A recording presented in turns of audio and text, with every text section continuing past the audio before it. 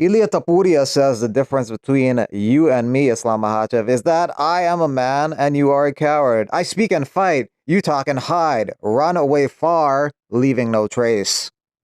Islam Makhachev says the difference between me and you, Ilya Topuria, is I cleaned out the top list of my division, moved to the next, but you ran away from two contenders who had consecutive wins in the featherweight division. You're nobody in the lightweight division, just a big mouth from Spain with a nice haircut. Go get a W, and then we can talk, boy.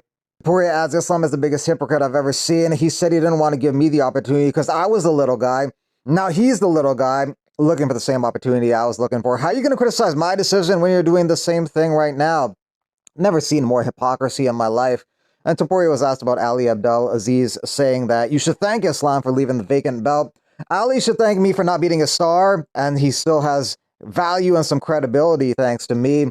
This was the fight everyone wanted to see. I was ready for it, prepared. I put everything I could on the table, and they ran away. And from the beginning, they never, ever accepted the fight. And Topuria was asked about Ali's statements about how everything was signed. All that was needed was for Bilal to win for your fight to happen. They're lying. They're liars. That's a complete lie. But I understand that's his job, to clean up the mess his clients leave behind. But Topuria says he likes Charles Oliveira. I'd like to thank Charles Oliveira for accepting the challenge, something Islam didn't do. He has to pay the price for Islam. Honestly, I feel really sorry for Charles, but at the end of the day, it's my job. I don't know with Oliveira if I'm going to submit him. The truth is, whatever is least painful for him, that's what I'll do because I like him a lot. In a recent statement, Jean Silva expressed his willingness to assist Charles Oliveira in preparing for Topuria for UFC 317. Jean Silva said, "I'm the same size as Topuria. If Charles Oliveira wants to use me as a sparring partner, I'm here. I can imitate Topuria perfectly." This fight likely won't go the distance. 14 of Topuria's 16 fights have ended in a stoppage, and only 6 fights of Oliveira's career have gone the distance. So 40 of 46 fights have not gone the distance for Charles Oliveira. You can already bet on Topuria versus Oliveira, and the link in the description. Topuria opened as a 3-1 favorite. Now he's a 4-1 favorite. People putting money on him. Think he wins that one. And in the co-main event, going to go with Pantoja to defend his flyweight title against Kai Kara France. Nasruddin Imavov is the backup fighter for DDP versus Khamzat Chimaev, and DDP says, I guess I'm fighting Nasruddin Imavov, assuming that Khamzat will pull out of the fight. Bruno Silva no longer on the UFC roster. He was knocked out over the weekend by Marc-Andre Barriault. Tough way to go out. Got elbowed in the head. His head got dented. He got sent out in a stretcher, and now he's cut by the UFC. But no surprise, he lost 7 of his last 8 fights. He lost 5 in a row and didn't make weight for his fight over the weekend. So no surprise, he has been cut. After knocking out Bruno Silva, Marc-Andre Barriault got a new UFC contract, and that's good for him because his back was really up against the wall going into that fight. He lost 3 in a row and got knocked out in his last 2 in the first round against Stulsfis and Pfeiffer, but he beat Silva and got the UFC contract. And his new contract starts off with a tough fight taking on Shara Bullet Magomedov in Abu Dhabi, July 26th. That's the fight night card headlined by another middleweight contest between De Ridder and Whitaker. Paul Craig is going to be fighting Rodolfo Bellato on Saturday. He thinks he'll get cut if he loses this fight. He's lost 3 in a row. His last fight with Bo Nickel was a rare, boring fight for Paul Craig, so he thinks that's a strike against him as well. But he thinks fighting at 205 on Saturday will be beneficial for him. Also, having his back against the wall will help him. He thinks that's when he performs best. Middleweight at the time was a great idea, and after that victory against Andre Munoz in London was incredible. I didn't really get a chance to get running as a middleweight, but that's because I had 3 high-level opponents in front of me. I had Kyle Barallo, Brendan Allen, and Bo Nickel. So there are no slouches in this game, and to lose to them, it's not an embarrassment. But it's difficult to pick yourself up for 3 losses because this sport is about entertaining. And if you're not entertaining, you're not winning, then the UFC have no right to keep you. And I know that myself. I'm not under any illusion that a loss come Saturday night would potentially result in me not having a UFC contract on the Monday morning. So that for me is fire, and that's what I think I need. I do my best work when my back's against the wall and everybody's written me off.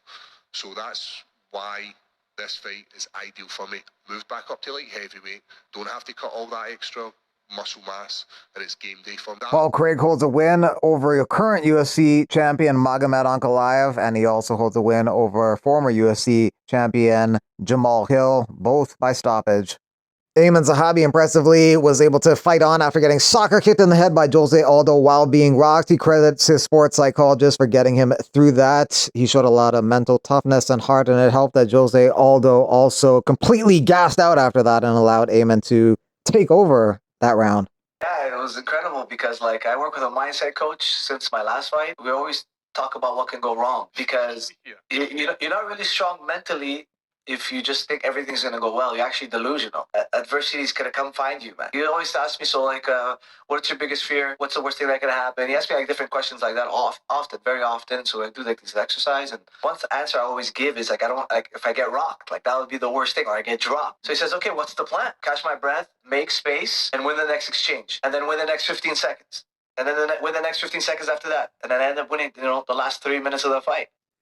For their Misfits boxing match on Friday, Darren Stewart weighed in at 199.7, Darren Till at 199.8. Ladies and gentlemen, I'm here with a dentist, Darren Stewart. Darren, you've come through as an underdog many times before. How do you get it done tomorrow night? Just gotta go for the finish, man. That's all I can say, go for the finish. I'm used to being an underdog. I've traveled the world, America, underdog, the booze, the lot.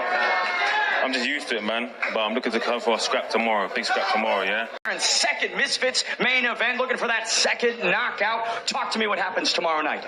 Well, obviously, I'm going to look to knock him out or win over the 8 rounds. Look, there's not a lot to say. A lot of people are here for a lot of gimmicky shit. But I'm a violent motherfucker. We're coming for violence. It doesn't matter about the respect. You all talk about respect. It's not about that. This is fighting. We're going to go into the annihilate each other. And then we're going to have respect after it. That's how fighting is. So a few people can learn a few of that things here today. So it doesn't always have to be about all bullshit. You're still going to get violence tomorrow, and that's what you're here for. Good fight between Ricky Simone and Charles Jourdain in the bantamweight division, June 14th in Atlanta, Georgia. Ricky Simone's coming off a big knockout victory over Javid Bastret, and Charles Jourdain's coming off a win over Victor Henry.